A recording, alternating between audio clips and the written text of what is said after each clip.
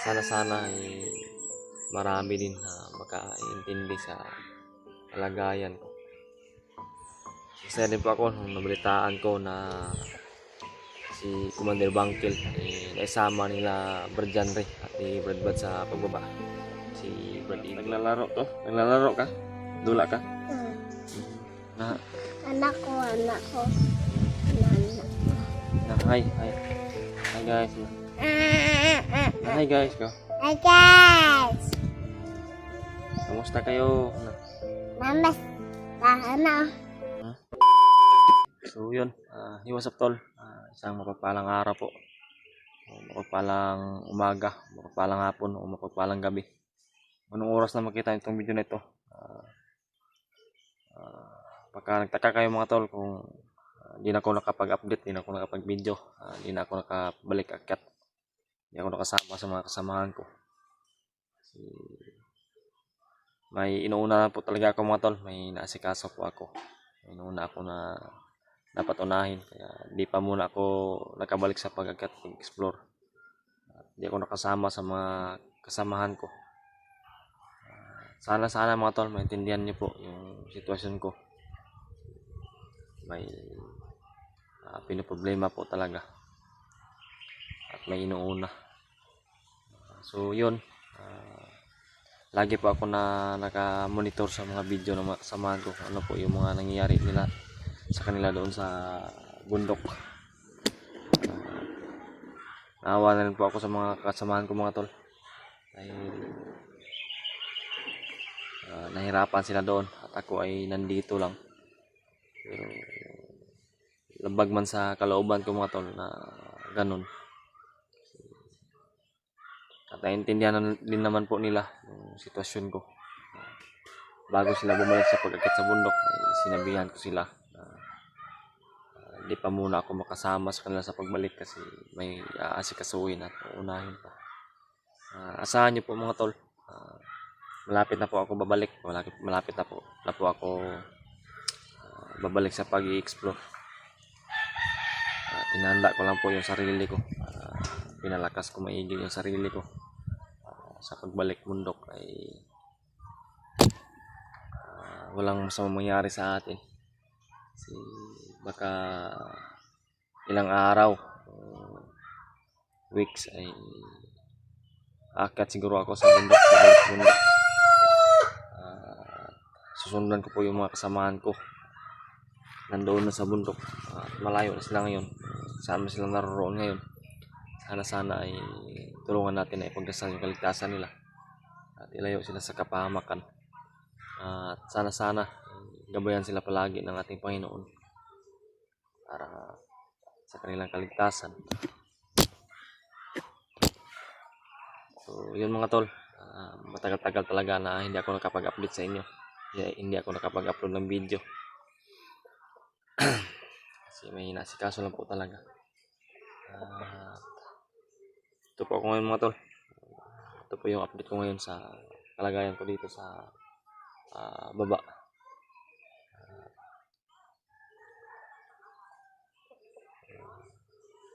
Talagang hindi na po katagalan mga tol. Susunod ako sa mga kasamahan ko. Babalik ako sa pag-aakyat at mag-explore para tulungan sila magsanib pwersa ulit sa bakbakan.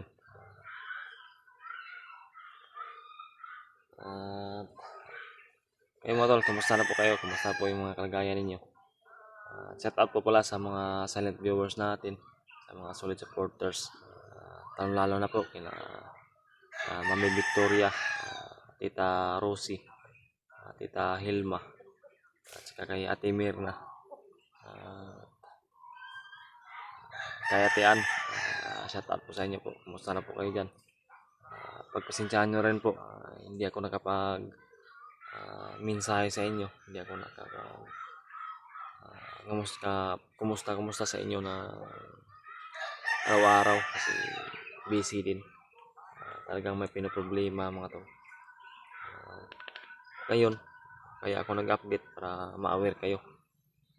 Okay lang po ako dito sa baba at nag-aalala sa mga kasamahan ko na nandoon sa bundok. Hindi rin po ako mapakali dito. Bawat upload nila ay luminotif sa cellphone ko. Tinitingnan ko agad kung ano yung mga nangyayari doon sa kanila sa itaas sa bundok. Lungkot na ako sa mga nakikita ko na nahirapan sila doon. Pero wala pa akong magawa kasi nandito pa ako sa baba. Pero babalik talaga ako mga tol. Susundan ko talaga sila sa bundok para makatulong din konti sa kaligtasan nila. Sa mga nagtaka kung bakit di pa ako nakapag update ng agad-agad, sana ay marami din na makaintindi sa kalagayan ko.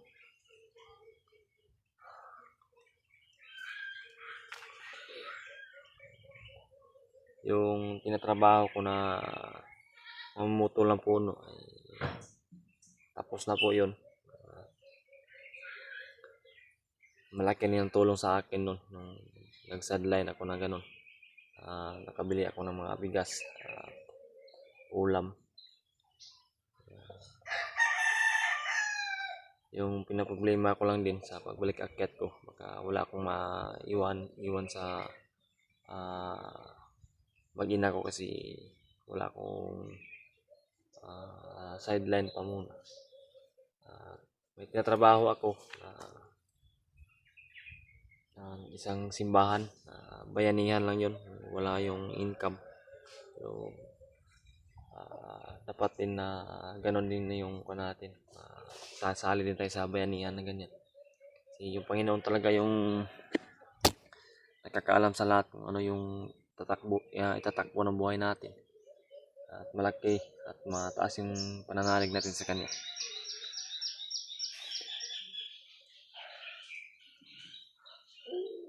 Nandito ako ngayon mga tol sa doon sa tinatrabuhan ko na dyan ako nagtatrabaho nung sumasadlan ako na namumutol ng puno ng kahoy, binibinta para makapagbili ng ulam at bigas.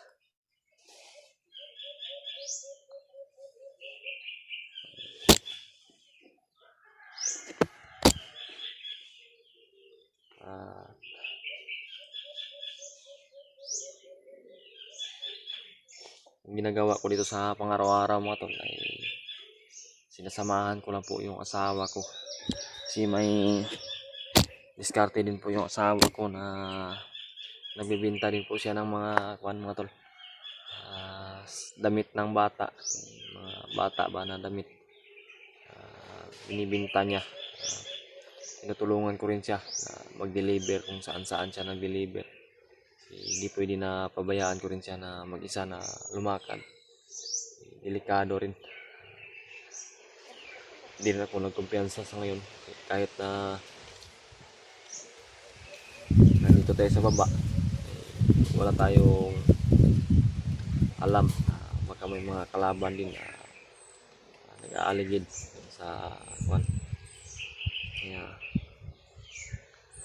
masaya din po ako nung nabalitaan ko na si Commander Bangkil naisama nila Brad Janre at ni Brad Bad sa pagbaba, si Brad Edward. Hindi pa ako nakapagbisita doon sa kanila nung bumaba sila kasi alam niyo naman, ulitin ko nga sinasabi ko na may inuuna talaga ako, may problema na inuuna, kaya di ako nakapagbisita sa kanila nung bumaba sila. Di ako nakasama sa kanila nung mag-update sila. Busy talaga mga tol.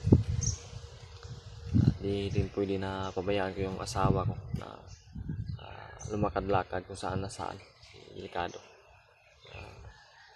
Yun mga tol, nabalitaan ko rin pala si Bangkil ay manggagamot, isa palang manggagamot, ay kaalaman sa panggagamot mo. Hindi ko pa lubos na nagkuhan yung niya, ano yan, yung katauhan niya. Pero baka balang araw babalik sila Brad Bats at Brad Jandy sa pagbisita kay Bangkil kung saan man siya ngayon. Kung makakasunod na ako sa kanila, makaakyat ako sa pagbalik bundok, sa pagbaba namin, kung papalarin na makababa sila,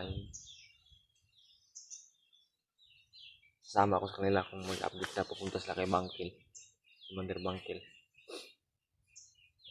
Masaya ako mga tol na ganon yung nangyari, na nakumbinsi na magbagong buhay si Commander Bangkil. Pinakamalaking success na mission yun. Ganon. Pinaka mabisa na tulong ba. Isang commander napabagong buhay ng mga kasamahan ko.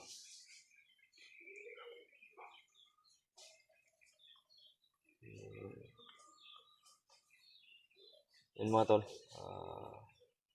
Shout out po talaga sa mga silent viewers natin. Kung may mga gusto mo kayo parating na mensahe sa akin, huwag po kayo mahiya na magmensahe sa akin. Nandito si Cyrus.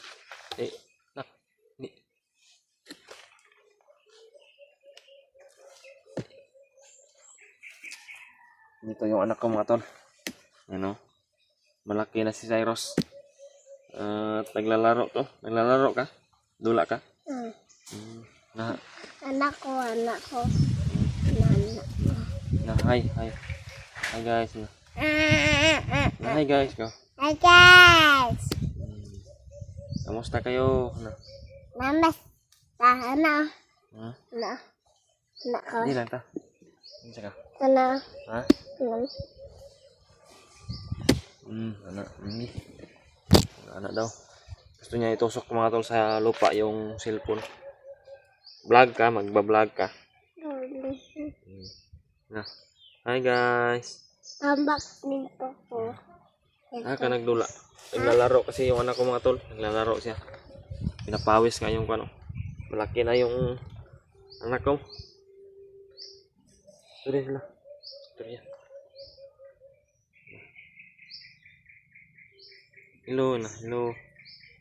Hello guys.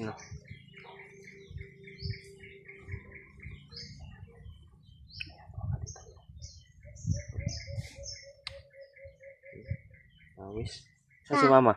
Ha? Mama. Nasa balay. Yung asawa ko mga tol ay nandun sa kubo. Busy rin. Pinipicturan nyo kasi yung mga binibinta niya mga tol na damit ng bata. Para tawagan online sale ba? Online selling. Yung tawag doon. Kumikita din naman ng mga di kalakihan pero okay na. Bili ng ulam. At kahit ano yung gusto ni Cyrus ay kayang bilhin ng asawa ko.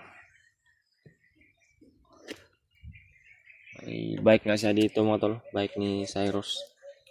Kaso nasira na lang kasi hindi pa siya marunong na mag-drive. Pinutulak ko lang siya para makatakbo. Kasi masyadong matatakutin. Hindi marunong magsikad ba. So yun mga tol, nakita nyo po si Cyrus na lumapit dito. Malaki na po yung anak ko mga tol. Grabe na, pagkakulit na. Hindi ka. Ano masabi mo sa mga nagmamahal sa iyo, sa mahal sa atin? Kay Kuan. Dablang karap. No? Kay Mamila. Naman mawala man ra mamarila. Mamila? Mamila ba si Mamila meron na ba? Daw tumba ni daw. Ilin. Ay tumbay. Dila man tumba.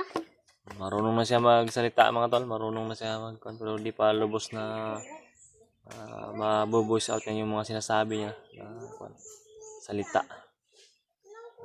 Di siguro tayo magtagal dito mga tol, di katagalan ay hanggang dito lang po muna yung video natin. At abang-abang na ulit sa susunod na update natin. Kung mabakante ako, mag-update na ako ulit. So yun mga tol, ipagdasal po natin yung mga kasamahan ko na nandun sa bundok, mga hunters kung kasamahan. Sana ay layo sila sa kabamakan at ilayo sila sa peligro. Ipagdasal po natin palagi yung kaligtasan nila mga tol. At salamat talaga sa walang sawang suporta. Marami man na naghahanap sa akin, nagtatanong kung bakit anong nangyayari sa akin, kahit bakit hindi na ako nakabalik pag-akyat. Ulitin ko, may inuuna lang po ako problema, may tinatapos lang ako na trabaho. So yun, sana naintindihan nyo po yung mga sana na nasagot ko rin po yung mga katanungan niyo. Hindi ako nakabalik sa pag-akyat. Bakit hindi ako nakasama sa mga kasamahan ko nung nag-update sila sa kanila sa pagbaba. Yun isa yung dahilan, may inuuna ako, may tinatapos lang po ako na problema, may tinatapos ako na trabaho. So yun, salamat talaga sa walang sawang suporta. Salamat sa pag-alala din po ninyo.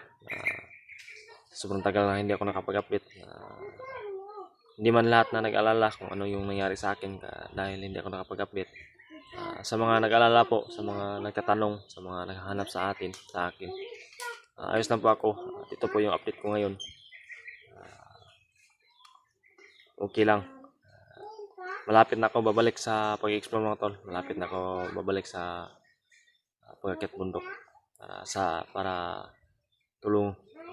tutulong sa mga kasamahan ko, makatulong tayo ng konti. Yun lang, hanggang dito lang po siguro mga tol. Big shout out talaga sa inyo, mga solid supporters at sa mga silent viewers po. Sa mga hindi ko po na shout out, pasensya na po kasi nakakalimutan ko lang po yung iba. Sa mga nag-abot ng tulong, simula pa nung una nag-umpisa ako sa pagbablog, maraming salamat talaga sa mga naitulong niyo po sa akin. Sana patuloy pa rin po kayo na masuporta sa amin kahit nung mga hindi ko na yung mga nalimutan ko na nagbigay ng tulong sa akin. Sana naintindihan nyo rin po yung ko kasi napakarami po ninyo.